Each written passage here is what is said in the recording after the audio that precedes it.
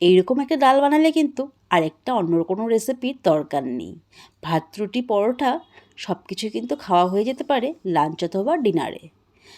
আমি নিয়েছিলাম 2 রকমের ডাল, মুগ আর মসুর সমপরিমাণে নিয়ে নিয়েছি।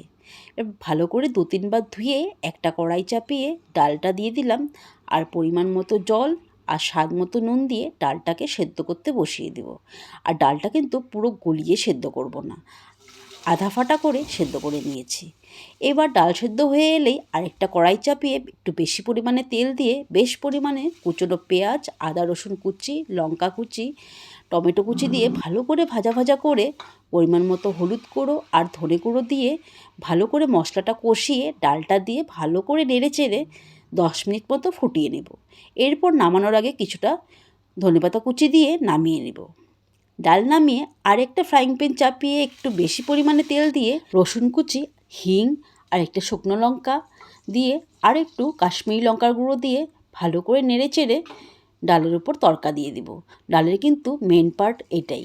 এটার জন্য ডালটা আরও দ্বিগুণ স্বাদ বেড়ে যায়। ধন্যবাদ।